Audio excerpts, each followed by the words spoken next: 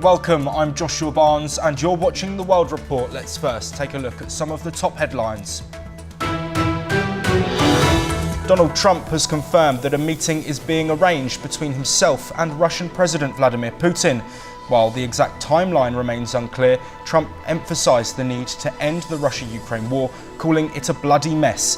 Kremlin spokesperson Dmitry Peskov has stated that no formal request of talks have been made yet, but Putin is open to the idea.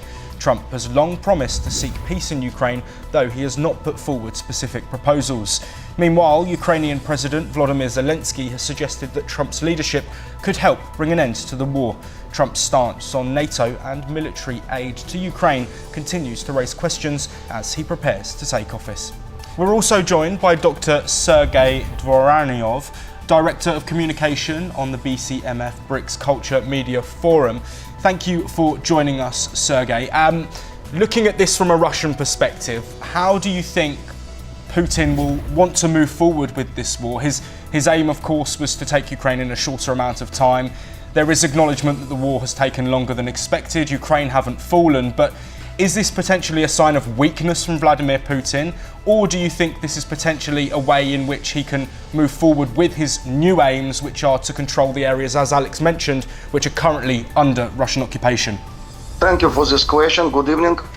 First of all, I want to start with the explanation of mindset of Donald Trump, because during his previous presidency, 4 years, America was not involved in any war.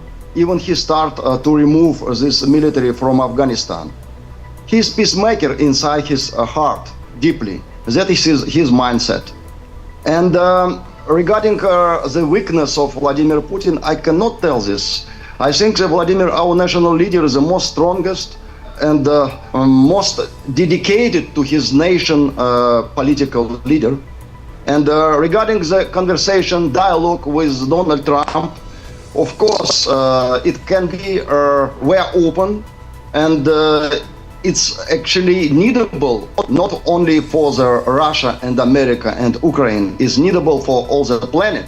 It's a dialogue between West and East, and I don't think that we will move to any other conditions which already was announced.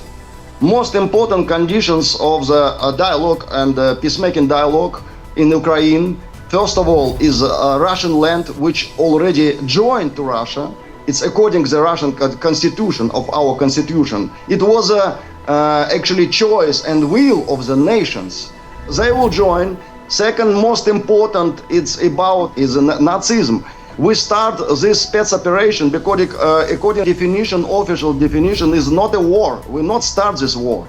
It was Ukraine who started to punish and put the aggressive action against eastern part of Ukraine, against Russian population actually. That's why spec operation start, because we need in the 21st century, we need to finish this Nazi movement. It's anti-human, it's not acceptable on any level, political level, human level. That's why second condition, it should be some legal law in Ukraine where they will put that any Nazi movement groups, symbols, not allowed at all in this country. We should stop it, finish. And second, the last one is my very important condition, which Vladimir Putin, I think so, already announced. It's Ukraine should be not a part of NATO. It's very simple, as simple as this. But with these conditions, of course, Russia is very open to the dialogue. And again, I want to repeat my words, is that it will be beneficial not only for Ukraine, not only for Russia, even for all the planet.